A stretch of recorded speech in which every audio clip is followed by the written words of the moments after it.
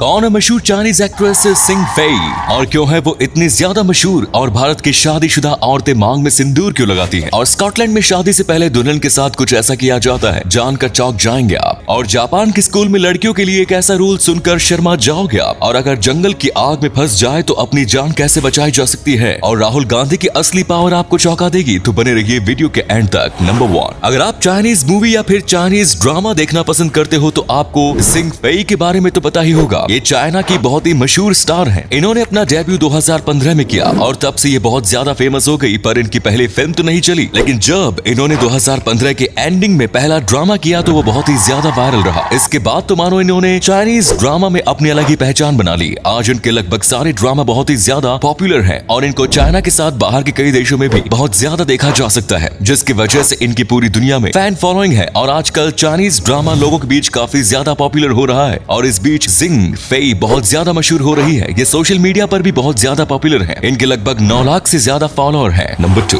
भारत में हिंदू धर्म में जिस भी औरत की शादी होती है वो मांग में सिंदूर तो जरूर लगाती है, लेकिन आखिर ऐसा क्यों किया जाता है? क्या इसके पीछे कोई साइंटिफिक रीजन भी है? तो हम आपको बता दें कि हाँ, बिल्कुल है। दरअसल सिंदूर हल्दी, चूना और मरकारी से बनता है। आजकल जो केमिकल वाले भी आते हैं, लेकिन पहले इसी तरीके से बनाया जाता था। और ये जो मिश्रण है ये शरीर के रक्तचाप को बहुत ही ज्यादा नियंत्रण में रखता है, जो कि एक स्वस्थ महिला के शरीर के लिए जरूरी है। और कुछ वैज्ञानिकों का ये भी मानना है कि इससे यौन उत्तेजना भी बढ़ती है, जो एक शादीशुदा औरत के लिए अच्छी बात है। साथ में ये एक सबूत भी है कि ये एक औरत शादीशुदा है। और इन सब कारणों की वजह से ही जब एक औरत विधवा हो जाती है तो उसे सिंदूर लगाना वर्जित माना जाता है। नंबर 3, दोस्तों जापान अपने नियम को लेकर हमेशा से ही सख्त रहता है और वहाँ के स्कूल में भी काफी स्ट्रिक्ट नियम बनाए जाते हैं। वैसे तो भारत में भी सारे स्कूल का अपना यूनिफॉर्म होता है, लेकिन बाहर की कंट्री में ऐसा नहीं होता। पर जापान में भी ऐसा होता है, लेकिन जापान इसको और एक स्टेप आगे लेकर जाता है, क्योंकि यहाँ बस यूनिफॉर्म ही नहीं बल्कि हर एक चीज पर काफी ज्यादा डिटेल में ध्यान दिया जाता है। यहाँ तक कि यहाँ के कुछ स्कूल में लड़कियाँ कौन से कलर का अंडरवियर पहनेगी ये भी स्कूल ही बताते हैं। यहाँ के ज्यादातर स्कूल्स में पहले से ही बता कर रख दिया गया है कि ये 2-3 कलर हैं और बस इन्हीं कलर के अंडरगारमेंट्स और कपड़े पहनने अलाउड है। और इनका रेगुलर स्कूल यूनिफॉर्म तो फिक्स ही रहता है। और अगर कोई भी बच्चा इन नियम को नहीं मानता तो उसे काफी ज्यादा सख्त सजा दी जाती है। इसके खिलाफ लोग जापान को थोड़ा बुरा भला भी कहते हैं, लेकिन इससे जापान को कोई फर्क नहीं पड़ता। नंबर 4, आपने कई बार न्यूज में देखा और सुना होगा कि पत्नी या फिर प्रेमिका ने मर्दों को आत्महत्या करने की धमकी देती है। यानी कि वो कहती है कि अगर तुमने मेरे लिए ये नहीं किया या फिर तुमने ऐसा किया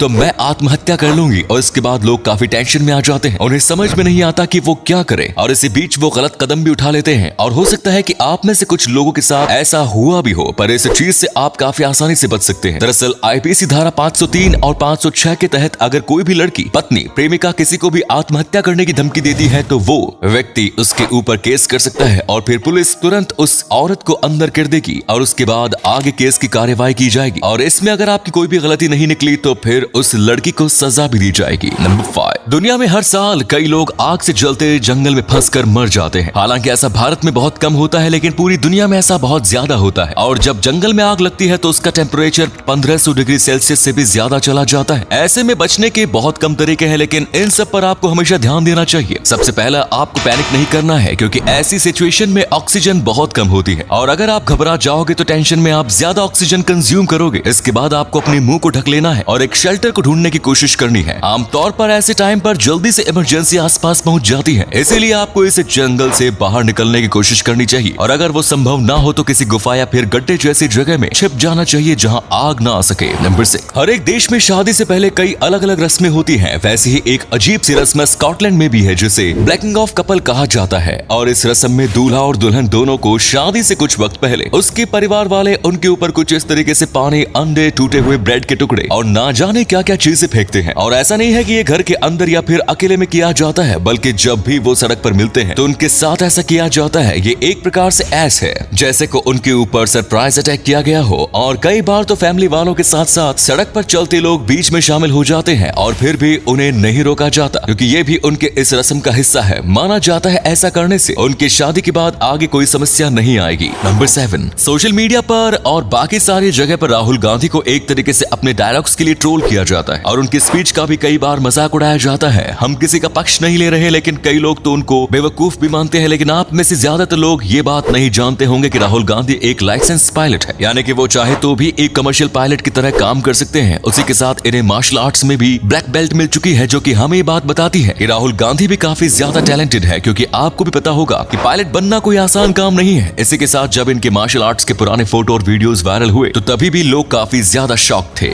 नंबर 8, वैसे तो जब भी हम हमारी अच्छी आदतों को याद करते हैं तो हम बेहद खुश हो जाते हैं और उस पल में एक पल के लिए खो जाते हैं, लेकिन साइकोलॉजी के हिसाब से ये जो हमारी अच्छी यादें होती हैं यही हमें उदास करने के पीछे का एक कारण है। दरअसल जब भी हम हमारी अच्छी यादों के बारे में सोचते हैं तो थोड़े पल बाद हम उदास हो जाते हैं क्योंकि हमें लगता है कि हम ऐसी यादें फिर से कभी नहीं जी पाएंगे और हमें ये उदास कर देता है क्योंकि हमारा दिमाग कुछ इस तरीके से बना हुआ है। हम उस पल में फिर से जीने के लिए सोचते हैं लेकिन ऐसा नहीं हो सकता और इसी चक्कर में आपको पता नहीं चलता और आप उदास हो जाते हैं। आपके साथ भी ऐसा जरूर हुआ होगा लेकिन आपने बस इसको नोटिस नहीं किया होगा।